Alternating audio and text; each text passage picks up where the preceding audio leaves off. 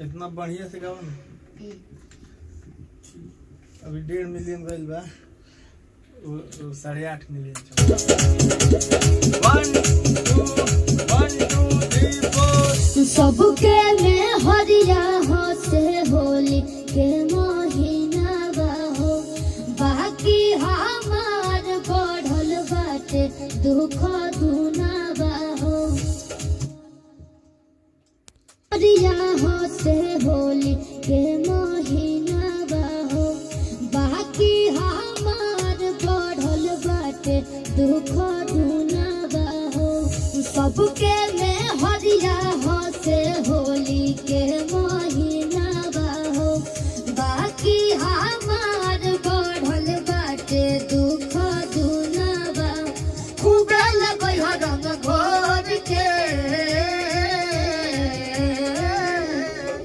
आ जाना फगुनवा में देहरा दुनवा पिया छोड़ के।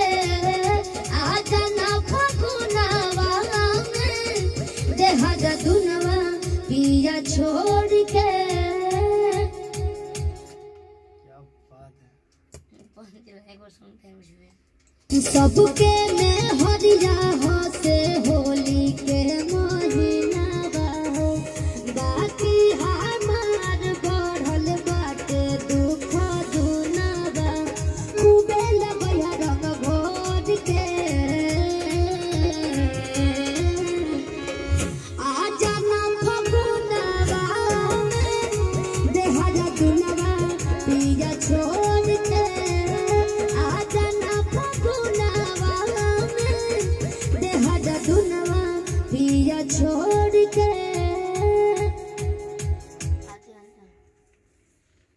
दुनवा पिया छोड़ के। 1 2 3 4 दुनवा पिया छोड़ के। 1 2 3 4 सारा धप गर गल गवल बलमुआ तनिको नाही मोहैल हो। कही के वादा बदल लाई राजा अंगुना रंग से भिजैल हो। अरे आल रोवेला हो हमर गाल रोवेला, हुड़का होके खातिर फगुआ के ताल रोवेला। अरे रोके कैसे रोके न लोर के आजा ना फगुनवा में देहरा दुनवा पिया छोड़ के। आजा ना फगुनवा में देहरा दुनवा पिया छोड़ के। वाह, ये अच्छा लगा। अरे रोके कैसे रोके न लोर के आजा ना फगुनवा में देहरा दुनवा पिया छोड़ के।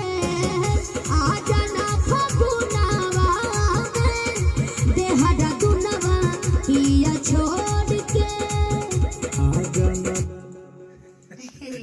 बेसुराम कहाँ से गाओ तुम? अंतरा आप गाएंगे मुझे भैया। दूसरा हाँ गाएंगे। देबू।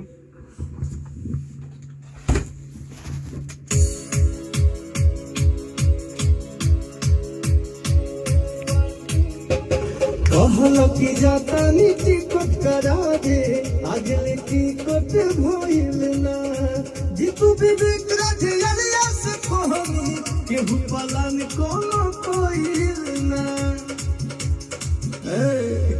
अरे विजय चौहान हमार जान राजा हो, जल्दी चलिया भरलिया से सिवान राजा हो। अरे करेले नहीं हो रहा। हमार जान राजा हो, जल्दी चलिया भरलिया से सिवान राजा हो। करेले नहीं हो रहा हाथ जोड़ के आजा ना फगुनवा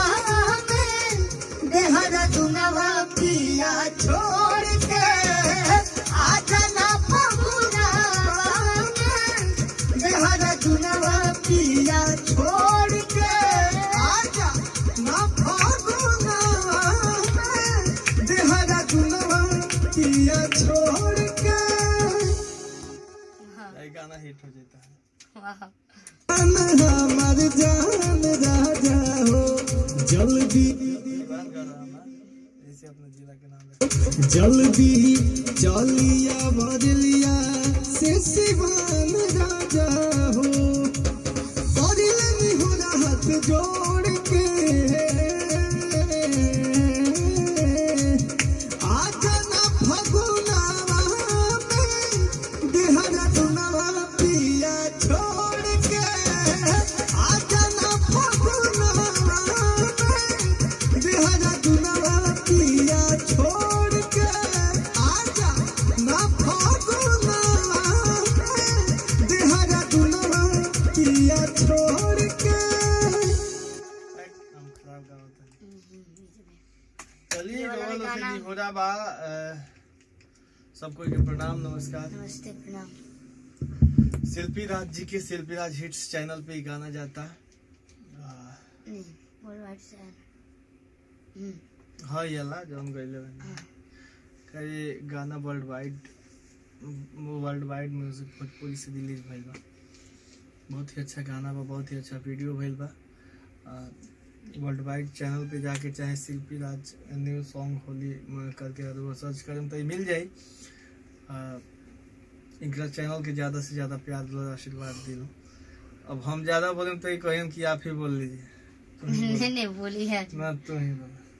तो आप सब शिल्पी राज हिट्स चैनल को सब्सक्राइब कीजिए और जैसे प्यार देता नहीं वैसे ही प्यार हमेशा बरसैले रही। और अच्छा लगे तो शेयर भी करब रहुआ सब और कमेंट करके बताइए ये वीडियो कैसा लगे। जय माता दी। नमस्ते।